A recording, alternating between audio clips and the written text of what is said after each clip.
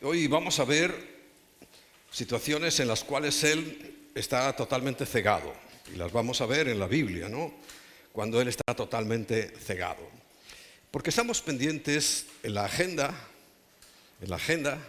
el próximo evento que espera la Iglesia. Hay un consenso generalizado. Ya sabemos que siempre hay gente que va por otros lados, que no se entera, o que son infiltrados dentro de la Iglesia, que los hay. Pero sabemos que el próximo evento que toda la Iglesia está esperando es el rapto. El rapto de la Iglesia, el arrebatamiento. Llámale como quieras, pero ya sabemos que lo comparamos con un evento que se producía en el ejemplo que da clarísimamente Jesús. Él, sabes que en la consecución de sus enseñanzas aprendemos mucho en el capítulo 24 de Mateo, pero precisamente para entenderlo mejor, qué es lo que va a ocurrir, esos eventos de los que él está hablando, en el capítulo 25 pues nos da un ejemplo de cómo va a ser. Y semanas atrás, o quizá meses, hablamos de lo que significa una boda, un desposorio en la Biblia y en el tiempo del Señor. Específicamente cómo era en el tiempo cuando vivió el Señor. Y ahí vemos y pudimos examinar pues todo el proceso que más o menos, y yo creo que con bastante precisión, se va a producir en el evento próximo, que es el arrebatamiento o rapto. La palabra es arpazo, y se parece mucho a zarpazo. ¿Y qué es un zarpazo en español? Pues, por ejemplo, lo que hacen los gatos. ¡Tac! Eso es un zarpazo. No es cogerlo poco a poco y irlo mirando y detallando, no, es ¡pam! Porque eso es lo que define lo que va a ocurrir. Que en un abrir y cerrar de ojos, así, ¡pac!, en un pestañeo, todos los fieles, la Iglesia del Señor, seremos sacados para que continúe ese periodo de 7 años, una semana bíblica, que se interrumpió cuando el Señor murió. No cuando nació, cuando murió. Por eso ya sabéis que las cuentas de los 2000 años, o los 2 días bíblicos, deberíamos hacerlo desde el año 33, que es cuando murió. Lo dice el profeta Daniel muy claramente, hasta que en la cruz fuera quitado el poder del pecado, fuera ya cortada la profecía, porque iba a ser ya solamente la de Juan. O sea, todo lo que dice el el profeta Daniel se cumplió en la cruz, no en el pesebre, en la cruz. Por eso mis cuentas yo las hago desde el año 2033. Ahora suma, resta, multiplica, lo que quieras. Eso son la visión. Porque sabéis muy bien que la Biblia no, más o menos sabemos que la información que podemos manejar es que no estamos bien en los cálculos del tiempo. Unos dicen que hay 2 años, 4 años y hasta 6 años de diferencia. No sé, porque hay diferentes argumentos que nos llevan a pensar en eso, ¿no? Por ejemplo, la muerte de Herodes, pues no coincide para nada con las fechas de calendario del nacimiento de Jesús, no coincide. Así que, bueno, por eso tenemos ahí un batiburrillo, pero a nosotros lo que nos toca y es lo que nos manda el Señor, ¿qué es? Velad. Estar vigilantes y orando para que cuando llegue ese día no nos sorprenda. Pero claro, tenemos que conocer los detalles un poco más de ese día. Y hay una consecución de eventos. Repito, el próximo es el rapto. El siguiente sería la segunda venida. Y el siguiente, el establecimiento del reino. Ese reino de 1000 años que al terminar se convierte ya en eterno. Pero esos 3 eventos son los que está pendiente. Son lo que hay en el calendario delante de nosotros. Y bueno, casi todo el mundo, cuando digo casi todo el mundo porque siempre hay gente que dice otra cosa, está en lo cierto de que primero es el arrebatamiento. Hay tres posiciones, pero las tres tienen que necesariamente ponerlo antes de su segunda venida, que es un evento distinto. Nosotros somos de la postura de que es antes de los 7 años, o sea, antes de la tribulación y la gran tribulación. Pero hay otros que piensan que va a ser en la mitad, porque sí hay una diferencia, y en el Apocalipsis nos la marca claramente, hay una diferencia entre los 3 años y medio primeros y los 3 años y medio siguientes, donde ya sí se derrama la ira de Dios. Claro, dice la Biblia que somos librados de la ira, entendiendo que es solamente la ira de Dios, pero los otros 3 años y medio no van a ser nada buenos. Imaginaos ahora que hay quien detenga, quien ponga un freno, aunque tú no lo veas o no lo percibas, la iglesia está poniéndole freno a todas las maldades que Satanás tiene preparadas. Imagínate cuando la iglesia sea quitada. Esto va a ser el caos total. De tal manera que el castigo es mayor que cuando Sodoma y Gomorra, mayor que cuando en los tiempos de Noé, porque va a desaparecer absolutamente todo. Todo. Por eso es importante estar preparados y atentos y viendo esas cosas, porque sí que hay una maldad creciente y lo vemos casi de semana en semana, como algo nuevo sacan, algo nuevo que siempre va a ir en contra, en primer lugar, de Dios, de su palabra, pero es que también va en contra de la propia naturaleza humana, porque recuerda cuál es el oficio de Satanás: hurtar, matar y destruir. Nosotros tenemos la bendición de que ese versículo continúa diciendo, Jesús dice, pero yo he venido para que tengáis vida, y vida en abundancia. Amén. Y esa es la promesa que nosotros hemos tomado como bandera, que Él nos ha dado la vida en abundancia y la tenemos ahí. ¿La agenda cuál fue? El primer evento era la Pascua. Y exactamente el día 14 del primer mes murió Cristo. El día 17, porque hablo de días de mes, porque es que es lo que dice la Biblia, no habla de días de la semana. Claro, la cristiandad, incluido evangélicos, nosotros, estamos confundiendo los días de la semana con los días del mes. Y no hay nada de días de la semana. Porque ni aún el sábado, se llama séptimo día. Todos son números. Y sabes, te lo aclaro por si alguno ha estado pensando en eso, a lo mejor no se ha estado pensando en eso. Nunca encontrarás en la Biblia la palabra sábado, de ninguna manera, solo en una anotación al margen, refiriendo el séptimo día, se refiere al sábado o al Shabbat. Pero habla de números. ¿Y el mandamiento qué es? ¿Cuál es? 6 días trabajarás y el séptimo descansarás. Bueno, ahora podemos aplicarlo donde queramos porque tenemos ya 2. Ahora sería 5 días trabajarás y 2 descansarás. Pero lo normal es eso. Entonces tú tienes que contar 1, 2, 3, 4, 5 y 6. Y el séptimo descansar. Caiga cuando caiga. ¿Me comprendes? Porque solo habla de números.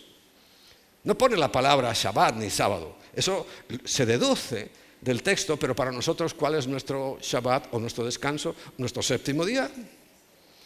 Hoy. Porque además, bueno, hay más argumentos como las primicias. Y si es el primer día de la semana, claro, Jesús es el primero en todo, primicia en todos. Porque es lo que ocurrió el día 17. Como primicia se levantó de los muertos, resucitó.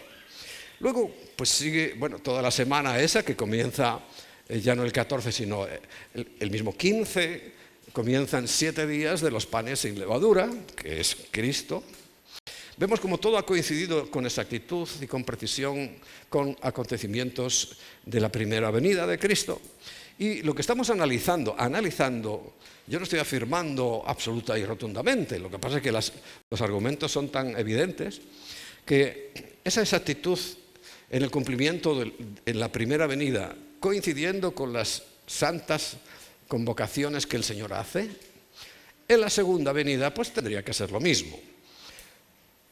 Que Dios es tan soberano que puede cambiar las normas. Él las puede cambiar cuando quiera. Pero yo lo veo raro.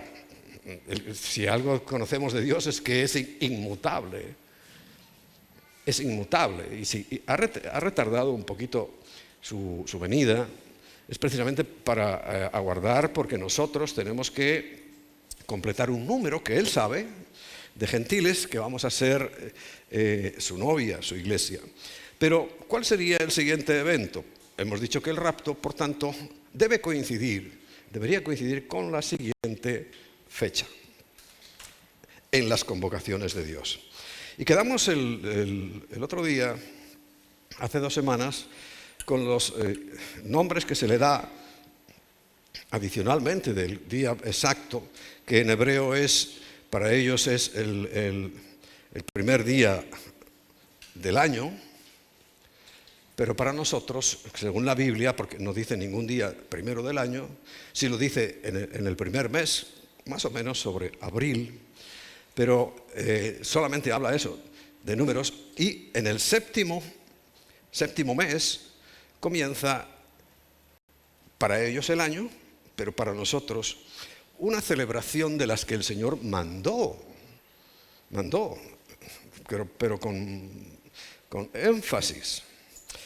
Y mandó, y lo puedes leer en Levítico 23, por ejemplo, y allí encontrarás más, Deuteronomio 16, allí te lo encuentras.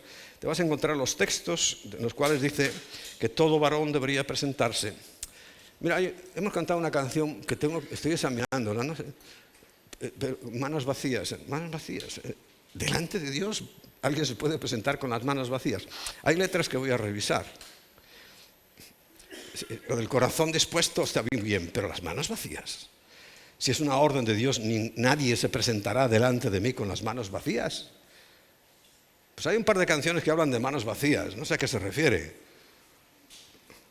Pero algunos se lo toman a pecho, y vienen con las manos vacías. Y no te equivoques, porque eso va a influir bastante. Porque eso influye en lo que tú consideras a Dios. A tu novia o tu novio le regalabas cosas bonitas, ¿no? Porque considerabas que era una persona importante, y a Dios no. Él no necesita nada nuestro, ya lo sabes, pero Él tiene sus planes con lo que se le debe dar a Él. Ya hemos visto sobradamente lo que Él quiere hacer. Bueno,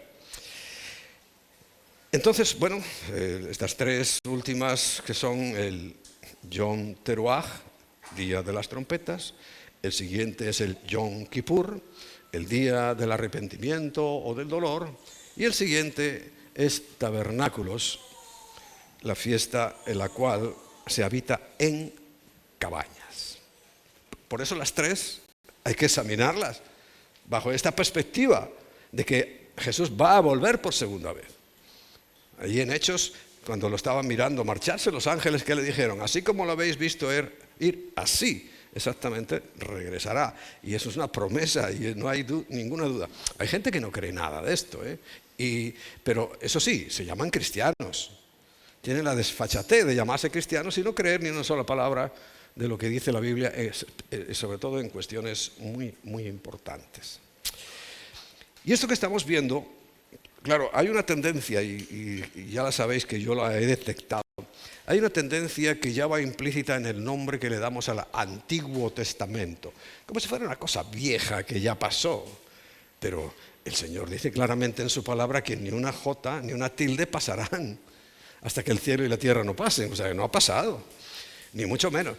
Ha pasado, hombre, ya no tenemos que sacrificar aquí toros, ni cabras, ni nada de eso. No vamos a hacer. Eso sí pasó. ¿Y sabes por qué? Porque ya vino el Cordero de Dios. Si no, aquí seguiríamos sacrificando corderos y vacas y todo lo que fuera. Pero no toda. La palabra de Dios es inmutable y hay que seguirla y hay que obedecerla y hay que respetarla y hay que amarla, incluido eso que llaman Antiguo Testamento, que parece hasta peyorativo, como insultante, antiguo, viejo. El otro día leía uno, Viejo Testamento. ¿Viejo? Entonces la palabra de Dios está vigente. Entonces, claro que hay cosas que sí han quedado anuladas por la venida de Cristo, pero otras no. Todavía no se puede robar, no se puede matar, no se puede adulterar, no se puede insultar a Dios, no se puede nada de los que dicen los 10 mandamientos. Eso sigue vigente. Y sigue vigente esa serie, esa consecución entre la primera y segunda venida, en mi opinión, sigue exactamente como Dios nos lo reveló. ¿Recuerdas que tanto a Daniel, el profeta, como a Juan en el Apocalipsis, siempre les dice que tenían que guardarse algo que no revelaran hasta el final? ¿Te acuerdas, no? ¿Lo has leído? Sí. Decirme algo, una señal de vida. ¿Estamos en el final? ¿Será que el Señor sí está revelando ahora aquello que dijo, guárdalo, séllalo?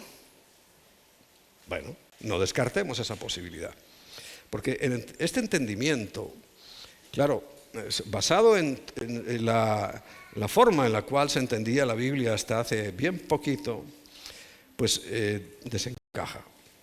Pero no desencaja en la palabra, en la revelación y en el plan de Dios. Y veíamos que esta fiesta pues tenía algo muy importante que deberíamos examinar, y son sus nombres, sus modismos, son las formas de referirse a ella, que durante todo el tiempo, durante siglos y siglos, el pueblo al cual se le dio esta escritura, que tenía la responsabilidad de guardarla, y la han guardado, que era el pueblo a través del cual tenía que venir el Mesías, Jesús. Y así todo se cumplió perfectamente. Bueno, ellos han guardado la palabra, y en los modismos hay entendimiento. Entendimiento. Por ejemplo, sabemos que es Teshuvá, que es arrepentimiento. Bueno, ellos le llaman la cabeza del año, Rosh Hashanah, que es el cumpleaños del mundo, pero eso es entre ellos, sinceramente, para mí. Porque el Señor dice claramente que abril, o será para vosotros el principio de los meses. Entonces yo ahí el Rosh Hashanah lo digo por decir algo, porque por nombrar todos los modismos, ¿no?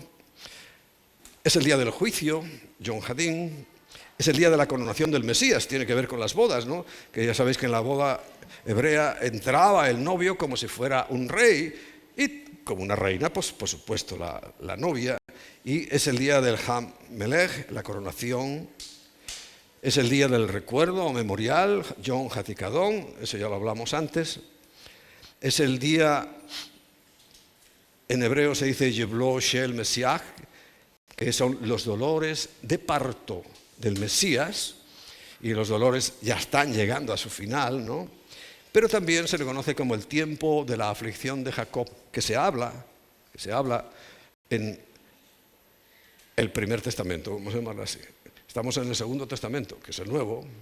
En el Primer Testamento se habla de que un día Jacob, su descendencia, iba a pasar gran tribulación.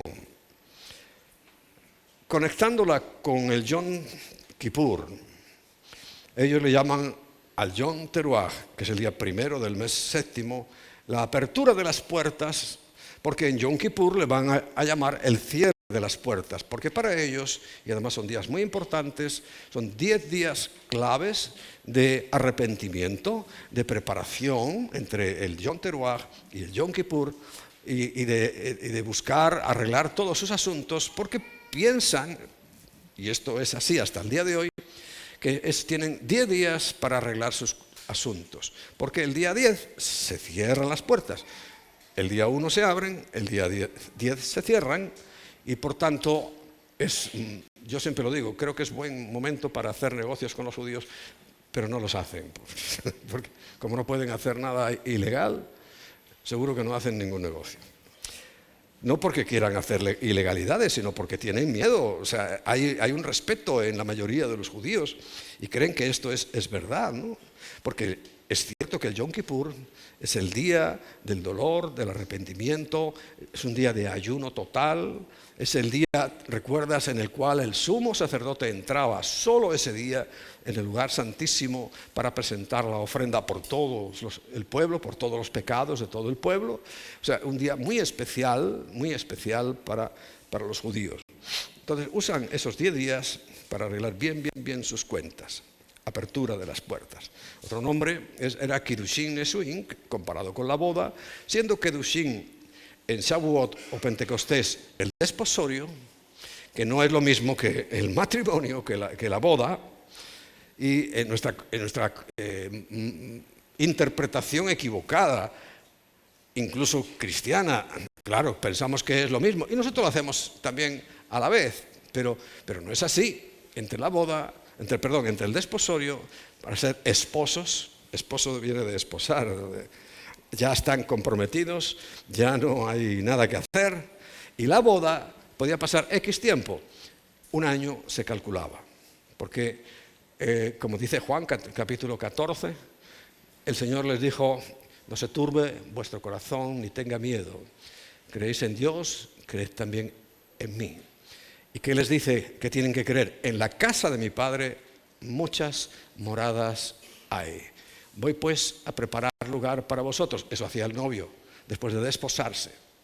Y cuando esté listo ese lugar, volveré a buscaros, a arrebataros. Así se llama en hebreo, era como un rapto. Como un rapto. Venía por la novia, pero es una cosa. Pero ellos no sé cómo lo tomarían, pero estaba hablando del rapto y se llevaba a la novia, como si fuera raptada. Pero no la estaba raptando técnicamente, sino que la estaba llevando. Eso sí que es verdad, a su casa, a la casa que había construido. Voy pues a preparar lugar para vosotros. Bueno, en ese transcurso sabéis que María se encontró embarazada del Espíritu Santo. ¿Y qué dice la Biblia? Que José no la había conocido. La palabra conocer es gilasmos. No habían tenido relaciones sexuales. Se preocupó, como era buen hombre, que quiso dejarla secretamente hasta que el mismo Señor le mandó una y dije: no, José, tranquilo, lo que tiene ella es del Espíritu Santo. Y él ya descansó, pero cuando llegó el tiempo seguro que hicieron su ceremonia de boda, como es preceptivo. Y como nosotros la vamos a hacer en el cielo, en esos 7 años que en la tierra habrá tribulación y gran tribulación, en el cielo nos vamos a encontrar con esa celebración de las bodas. ¿Cuándo nos desposamos con el Señor? El día que le recibiste. El día que le recibiste te desposaste con el Señor. Y yo espero que todos ya estamos desposados. Y por eso ya le pertenecemos a Él. Y Él a nosotros. Él a nosotros nunca nos va a dejar. Pero nosotros a Él sí le podemos dejar. Y ese desposorio, hace 2000 años empezó. Y hay persona tras persona tras persona, contando miles de millones de personas, nos hemos ido desposando con Cristo, haciendo ese compromiso con Cristo. Ya no hay vuelta atrás para llegar al momento de las bodas, que es cuando venga a raptarnos, llevarnos, que es el próximo evento que tenemos delante. Y ese momento de llevarse a la novia, pues también le llaman Neshuin, que es en Yom Teruah, y la finalidad es la boda en el cielo. Lo más curioso que teníamos y significativo es que también le llaman el día de Natsal, y Natsal es que con todas las letras en hebreo es rapto. Más claro, que es el momento en que el novio busca a la novia y que se la lleva, y que a nosotros nos coincide con nuestro arrebatamiento estando vivos y la resurrección de los muertos en Cristo. Los otros tienen que esperar. Pero los muertos en Cristo, ¿qué dice la Biblia? Resucitarán primero. Y primero resucitarán los que ya han muerto en Cristo, y luego nosotros seremos transformados y llevados al aire. Estoy haciendo un repaso rapidito, porque quedamos en el concepto número 12. El 11 también habla del rapto, porque dice claramente, y que en 1 Corintios 15, 51, ¿cómo va a ser? Lo recuerdo. He aquí os digo un misterio, 1 Corintios 15, 51 al 53. Os digo un misterio, no todos dormiremos. Pero recuerda, me está diciendo un misterio. Lo dice en ese momento, en esa carta. Antes no se había dicho. No, es que en la Biblia, y volvemos al Antiguo Testamento, no pone nada. Bueno, eso creen ellos, sí pone. Pero es que es un misterio nuevo, es una revelación nueva, como lo va a ver antes. Es en ese momento. Un misterio. No todos dormiremos, pero todos seremos transformados en un momento, en un abrir y cerrar de ojo a la final trompeta. Ahí hay otra confusión entre la séptima trompeta que toca un ángel y la final trompeta, que es la número 100.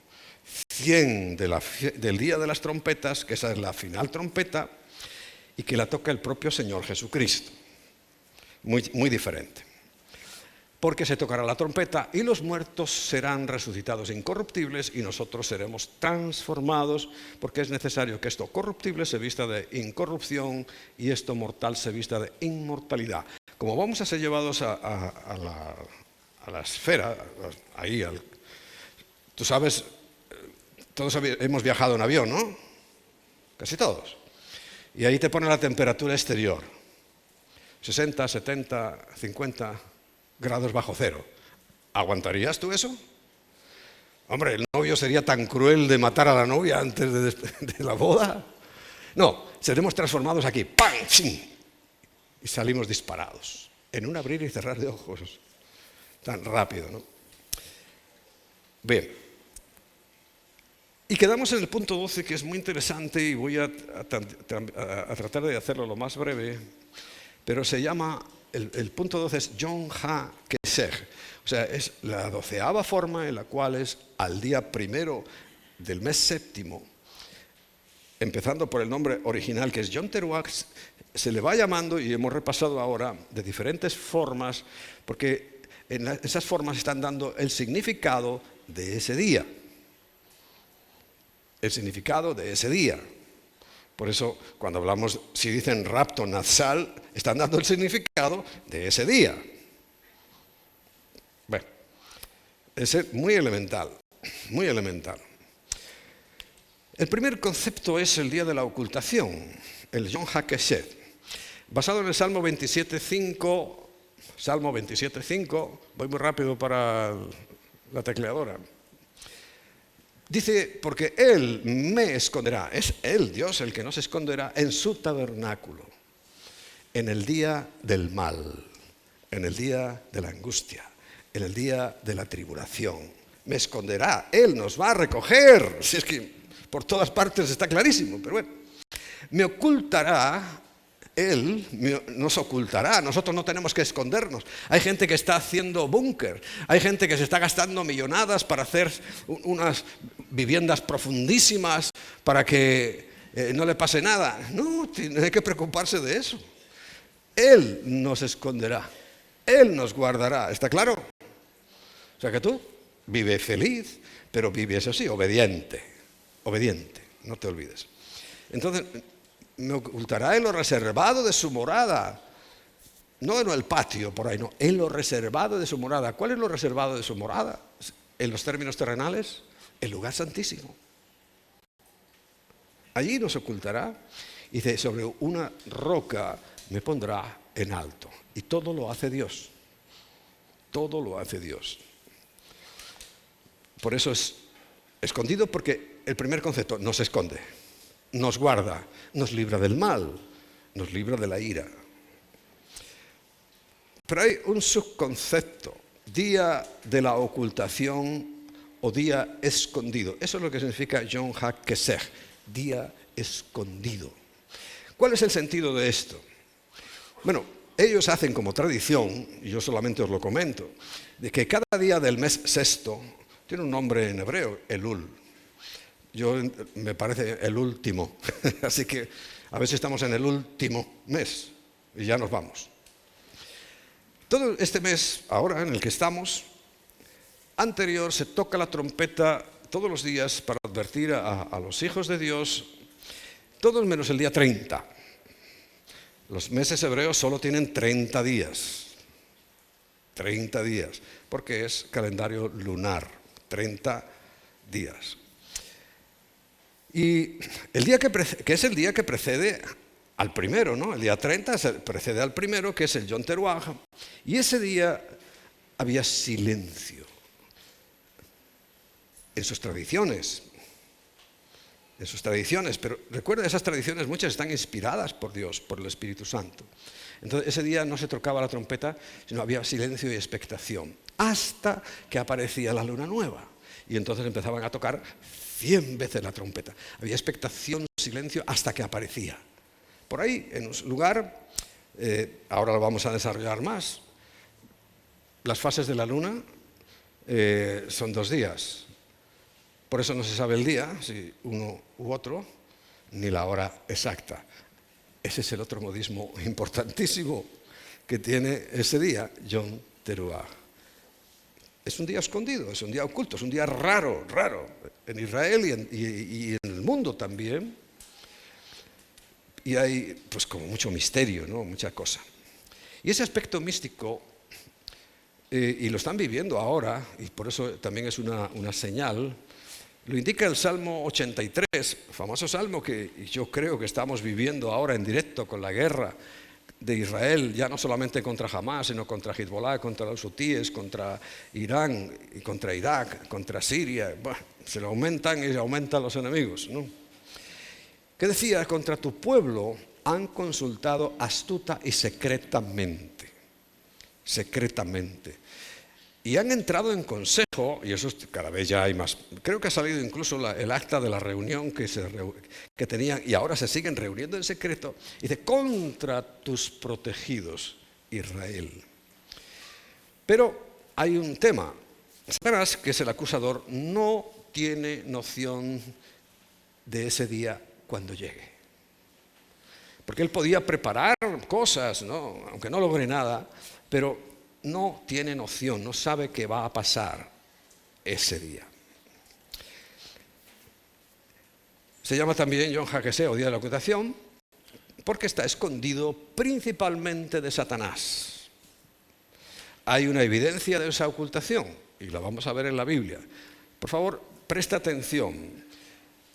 1 Corintios, capítulo 2, versículos 6 al 8. Satanás no supo lo que pasaba cuando estaba matando a Cristo. Y es lo que dice en este texto. Dice, es muy fuerte este texto.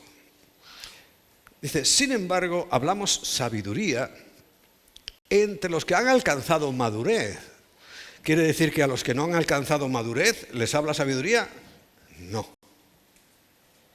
Pero entre los que han alcanzado madurez, ¿en qué? Pues en la Biblia, en el entendimiento y conocimiento de Dios, dice sabiduría y madurez, dice, y sabiduría no de este siglo.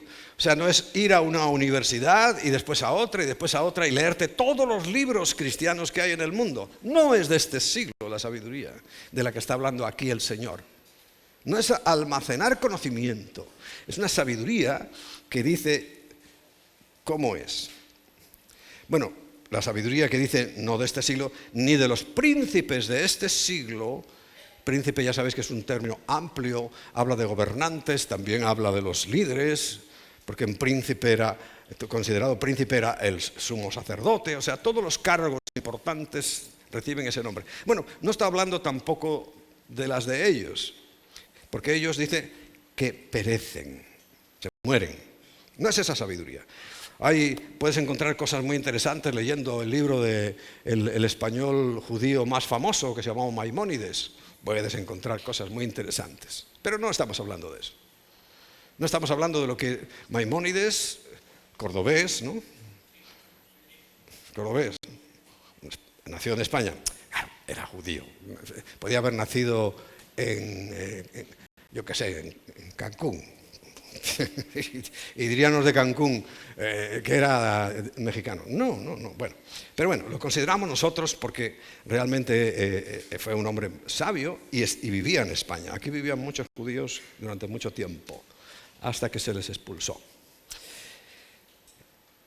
Versículo 7. Mas hablamos sabiduría de Dios en misterio.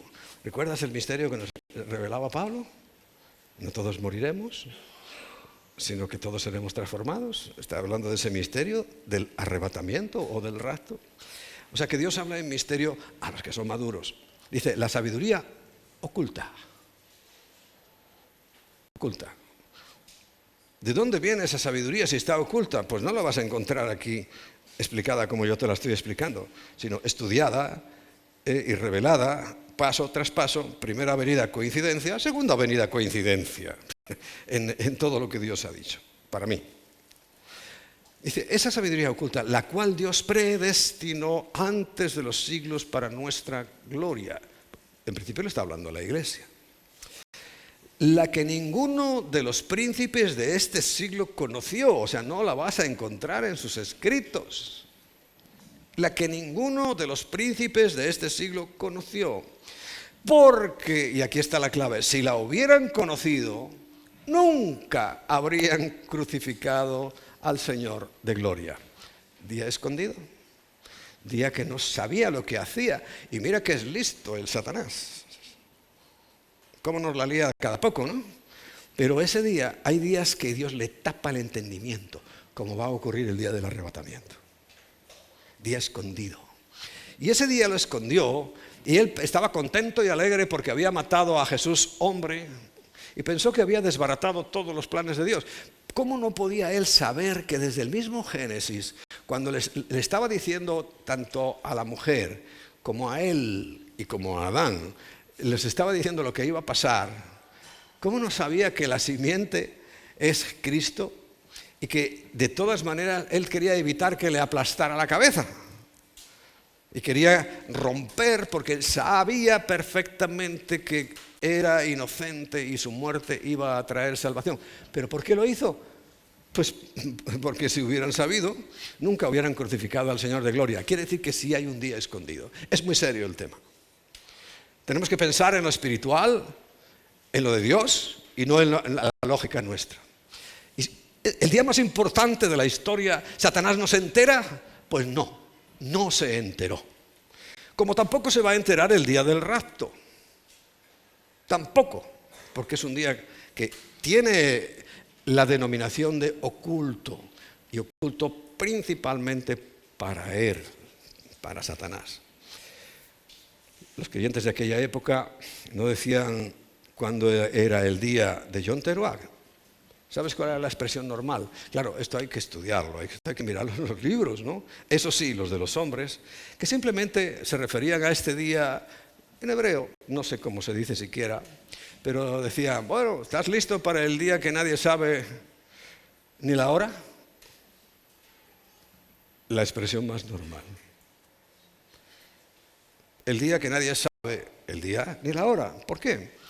Porque la luna sale y es la única fiesta, recuerda, que es en luna nueva. Todas las demás es en luna llena, el día 15, pero esta es luna nueva. Y es extraño, porque todo está ahí lleno de misterio, porque la finalidad es, ocultamente, el Señor se lleva a su iglesia, se lleva a su novia. La iglesia en general es mucho decir, la iglesia fiel es la que se va a llevar. No es justo que se lleve a los que no tienen, que están predicando falsedad. Y no es justo, ¿no? Y no lo va a hacer el Señor. Estoy como el regalo que el Señor le va a dar a su novia. Una de las razones por las cuales la gente rechaza la resurrección de los muertos y el arrebatamiento de los creyentes el día de Yom Teruah es la afirmación del Señor de que en Mateo 24:36 dice, pero el día y la hora nadie sabe, ni aun los ángeles del cielo, sino mi Padre. Pero recuerda, después Pablo dice, hay cosas que el Señor va a revelar. Eso lo dijo antes de morir. Pero después de que murió, las cosas cambiaron. Ese es el punto álgido de la historia. No en Navidades, el día que nació, que por cierto ni nació ese día, ni hay que celebrarlo, ni nada de nada. El día importante es cuando murió. Eso cambió todo. Iba a decir muchas cosas, no, lo cambió todo. Y que Jesús no lo sabe. Si está sentado en su poder en el cielo, ¿cómo no lo va a saber? Dice, y el Padre y yo somos uno. No lo sabía cuando estaba como un hombre, como tú y como yo aquí en la tierra. Y los ángeles no es competencia suya saber esas cosas, solo es obedecer cuando el Señor los mande. Pero ¿alguien puede pensar que Jesús, siendo Dios, ahora no sabe el día que va a venir? Yo no me lo creo. Yo no me lo puedo creer. De ninguna manera. Antes de morir, dijo unas cosas, pero murió y cambió todo. Recuérdalo, todo absolutamente. Ahora sí sabe, y se está refiriendo a un día de Yom Teruah. Y así es como ellos le decían, porque en Marcos 13, 32, dice lo mismo. Pero mira la matización que hace Marcos 13, es el equivalente de Mateo 24, sobre este asunto. El versículo siguiente es el 33 y dice, mirad, velad y orad, que es lo que se nos manda hacer, porque no sabéis cuándo será el tiempo. Hay que examinar, y lo saben perfectamente todos los que estudian la Biblia, qué significa tiempo. ¿Qué significa en la Biblia tiempo? Proféticamente, un año. Vamos a verlo en la Biblia. En Daniel capítulo 4, versículo 16, dice, hablando de Nabucodonosor, cuando volvió otra vez atrás y había reconocido a Dios y volvió atrás, y Dios lo castigó. Y lo convirtió, ¿recordáis?, en una bestia, como un animal por ahí por el campo. Siendo la cabeza de oro, siendo el rey más notable que ha existido, lo convirtió en un asno. Y le dice de él, su corazón de hombre sea cambiado y le sea dado corazón de bestia, de animal. Y pasen sobre él 7 tiempos, 7 años. O sea que la palabra tiempo en la Biblia es año. ¿Será que el Señor nos está diciendo, Marcos 13, 33, mirad, velad, orad, porque no sabéis cuál será el año? ¿Será?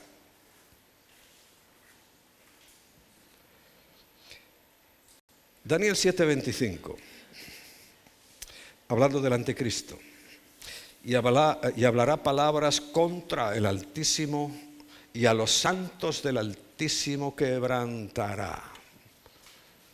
Judíos.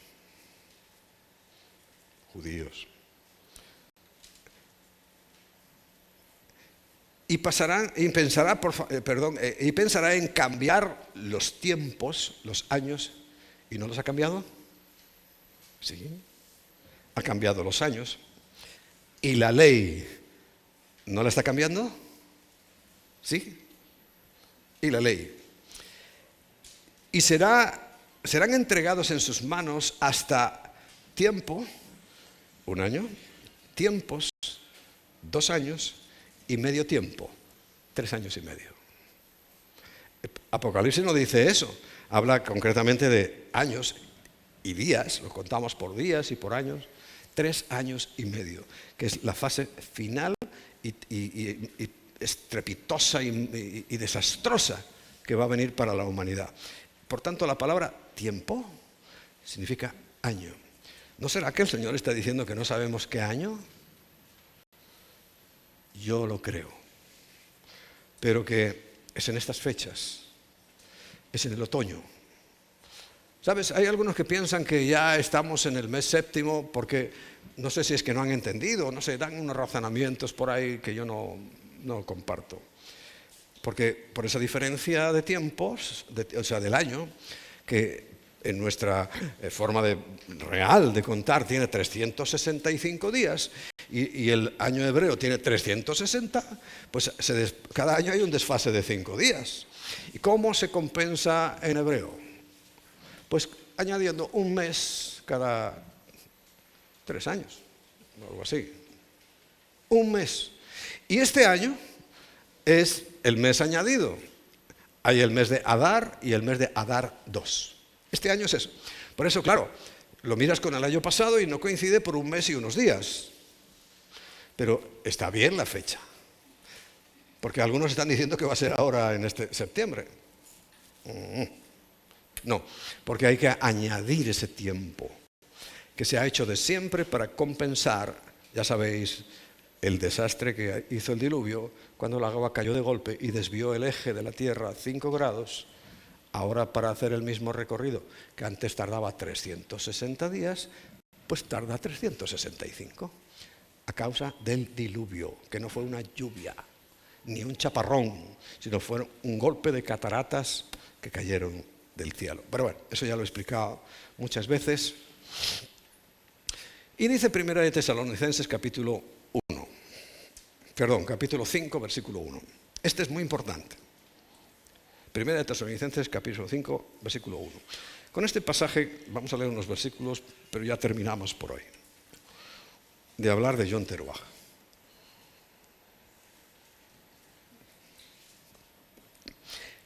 Repito, todo el mundo cree que nadie sabe el día ni la hora. Mira, no olvides que aunque está escrito en griego, lo acepto. No quiere decir que yo esté convencido, ¿eh? Porque me parece muy raro que personas que hablan en hebreo escribieran en griego. Muy raro. Pero bueno, pues yo no me quiero meter en jardines porque ya bastantes cosas tengo que contradecir.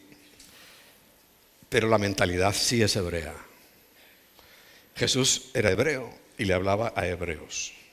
No te olvides de eso. No le hablaba a españoles, ni habló en español, ni tampoco en inglés, ni tampoco en griego. Hablaba en hebreo y arameo. Piensa en eso. Por tanto, cuando él hablaba, le hablaba al público receptor, igual que él, no era ni griego, ni inglés, ni español. Hebreo y arameo. Bueno, entonces ahí les dice a sus discípulos, después de que les cuenta cómo va a ser el rapto, el arrebatamiento, el siguiente capítulo 5.1 dice, pero acerca de los tiempos, años, y de las ocasiones, sabes que ocasiones sería más largo y no quiero cansaros, porque a veces yo sé que doy demasiados conceptos, ¿no? Pero ocasiones son moed, son fiestas señaladas.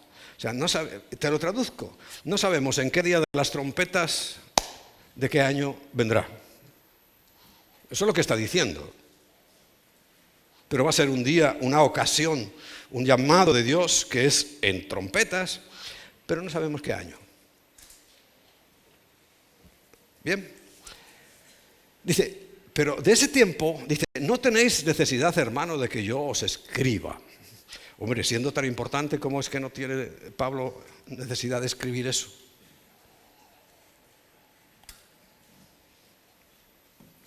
Porque vosotros sabéis perfectamente. O sea, no había ninguna duda para los judíos de aquella época. ¿De qué se estaba refiriendo el Señor hablando en hebreo para hebreos? Ellos dice, es que vosotros sabéis perfectamente que el día del Señor vendrá así como ladrón en la noche. Bien, observación. El artículo el día, el no existe en el original. Lo han puesto. Porque no les cuadraba en su mente. No en la ortografía, sino en su mente. Porque lo que dice, vosotros sabéis perfectamente qué día del Señor vendrá. No el día como algo, no, qué día concreto vendrá. Y vendrá así como ladrón en la noche. Películas y todo que se ha hecho de este tema, como si los cristianos vayamos a ser sorprendidos, como si el Señor fuera un ladrón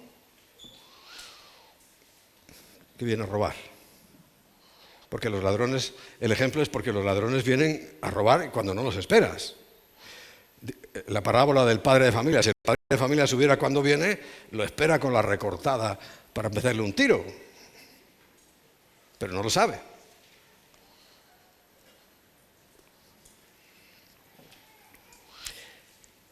Porque ese concepto de ladrón en la noche no es para los cristianos. Dice el versículo 3, que cuando digan, mira, primer cambio, está hablando personalmente, vosotros sabéis perfectamente, el versículo 2, Y de repente el 3 cambia de persona y habla en tercera persona. Cuando diga, si siguiera hablando a los mismos, diría ¿cómo? Cuando digáis. ¿No? Yo no era muy bueno en gramática, créeme, cuando estaba estudiando. Pero ha cambiado a tercera persona. Cuando digan otros que no es la iglesia, no son los receptores del mensaje. Paz y seguridad es el mensaje de hoy. Quieren la paz y la seguridad, por eso hay que dejar que los palestinos maten a todos los judíos, porque así habrá paz y seguridad. Y, paz y seguridad, que le entreguen toda la tierra, pues vaya gracia. Como decimos en España, para ese burro no necesito alforjas, me monto a pelo.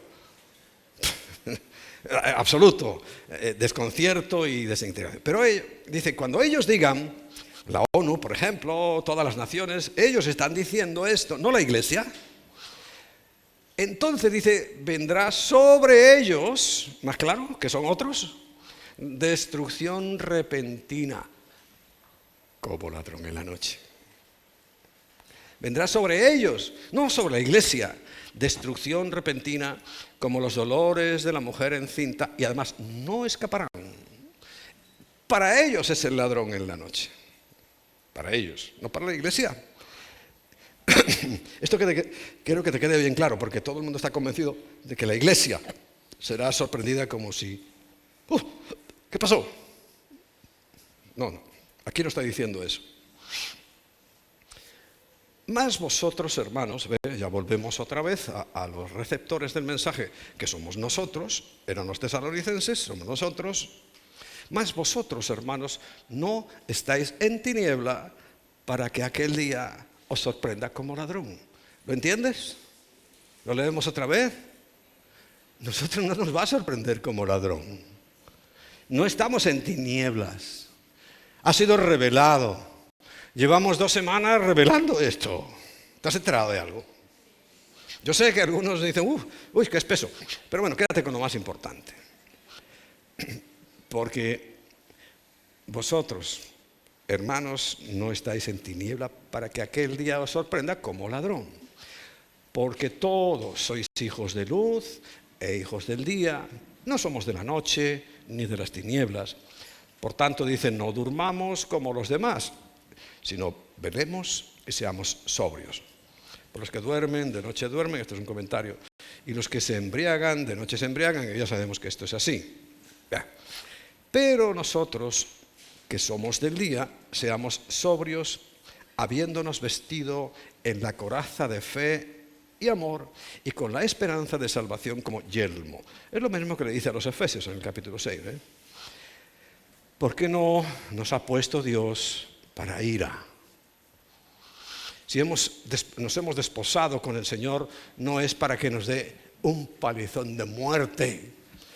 Si está condenado aún en la sociedad civil, si han hecho hasta un ministerio para que eso no pase, y por cierto pasa más que antes, pues ¿cómo Dios va a permitir el maltrato? No estamos llamados a que nos peguen palizas y que el anticristo nos encarcele, nos mate y haga todo lo que quiera con nosotros. No. A que muramos de hambre, ni hablar. Porque no nos ha puesto Dios para ira, sino para alcanzar salvación por medio de nuestro Señor Jesucristo, quien murió por nosotros, para que ya sea que velemos. Y fíjate, nos da la oportunidad de despistarnos, o que durmamos. Vivamos juntamente con Él. Clarísimo arrebatamiento. Bueno, quiero terminar ya en esta mañana. Te podría decir muchísimas cosas más, pero no las voy a decir. Pero este es el resumen de esta consecución histórica exacta y precisa que el Señor nos dejó marcado cuando a Israel le dijo, este día ven, este día ven, este día ven, este día ven, así 7 veces.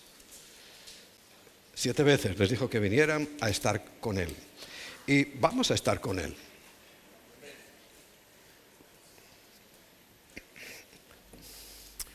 Parece que los he pillado un poco despistados.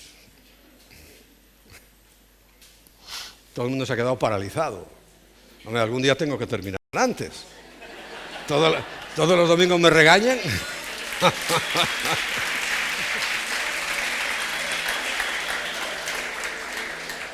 Ahí sí que os he pillado como ladrón en la noche.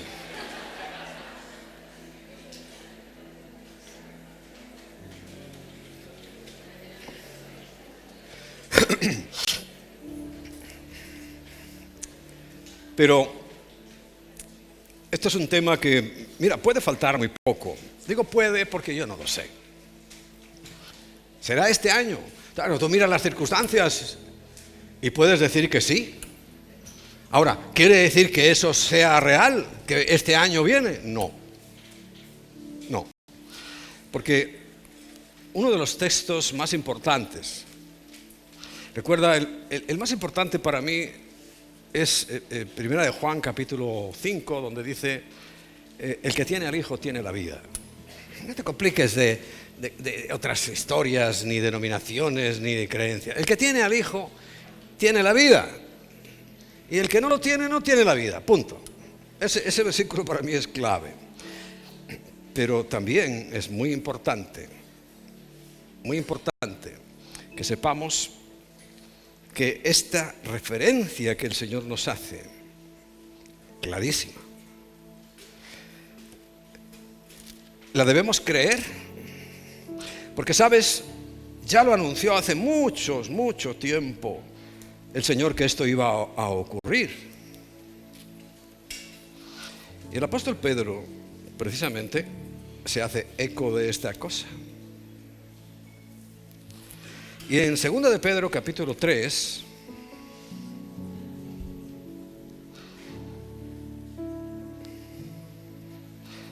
versículo 3, dice, sabiendo primero esto, que en los postreros días vendrán burladores,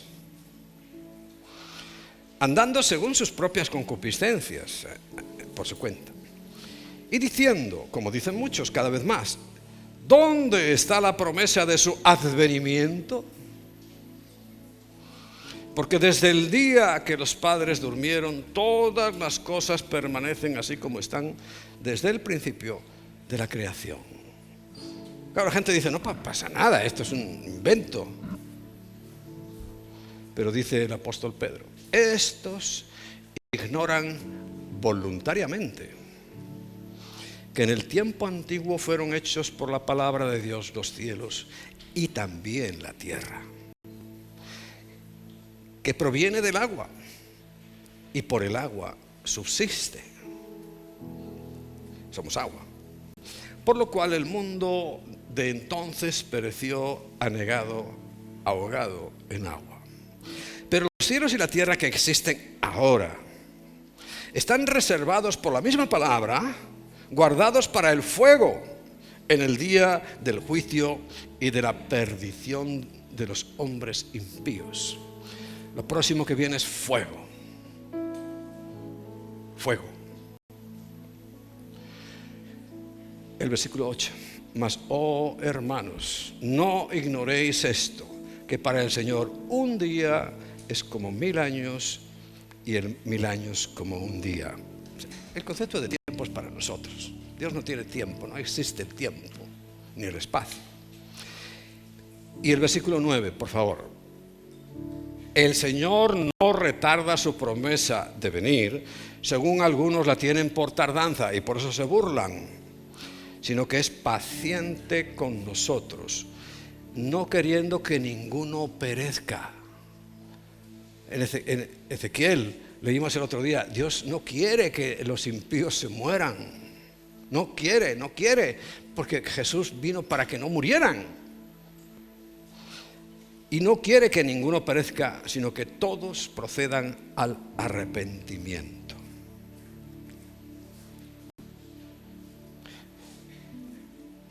Si hubiera venido en el año 60, por ejemplo,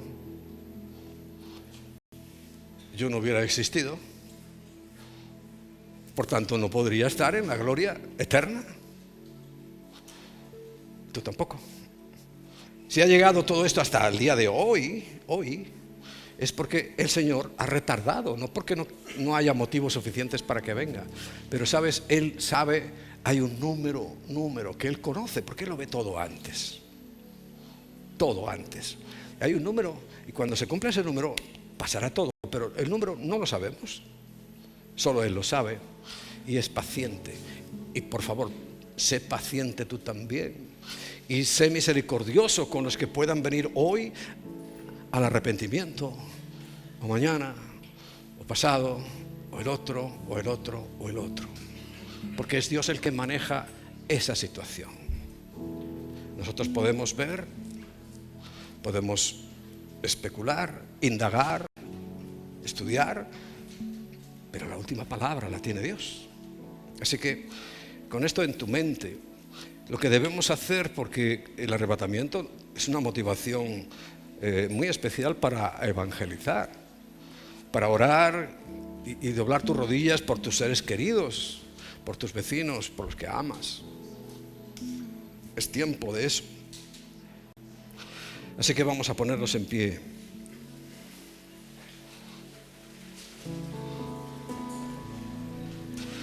Y el versículo 15 dice: tened entendido que la palabra de nuestro Señor es para salvación.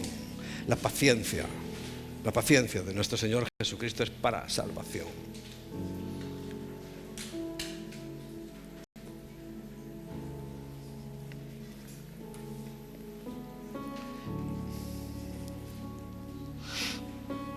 Haznos pacientes, Señor, y misericordiosos.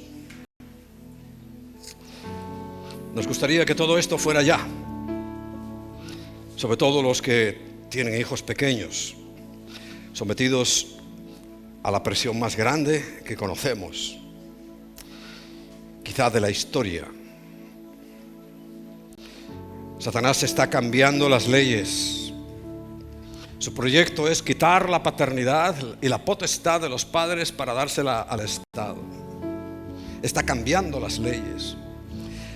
Leyes que exaltan y magnifican lo malo y vituperan y hacen delincuentes a los buenos. Eso lo estamos viendo, Señor. Y ante esa situación nos sentimos impotentes, pero a la vez confiados, porque sabemos que tú tienes el control, tú sabes lo que está pasando. Nada te pilla de sorpresa. No te has distraído por un momento y ha pasado todo esto en la tierra, no, sino que todo lo habías visto. Y hay una parte, cuando venga tu ira, que es sí consciente de tu parte. Mientras tanto nos estás diciendo lo que viste antes de la fundación del mundo que iba a ocurrir, como está ocurriendo hoy. Por eso nos mandas a que seamos prudentes, atentos a tu palabra, porque nos lo has dicho todo de antemano. Qué gran amor y qué gran misericordia, Señor. Por eso estamos tan agradecidos y que nos permitas reunirnos, que nos permitas adorarte. Es bienaventurado el pueblo que aprende a adorarte y a exaltar tu nombre, Señor. Sigue enseñándonos para hacerlo en espíritu y en verdad. Que no sea simplemente una repetición de palabras que ni siquiera las pensamos. Oh Rey, vamos a adorarle, pero de verdad.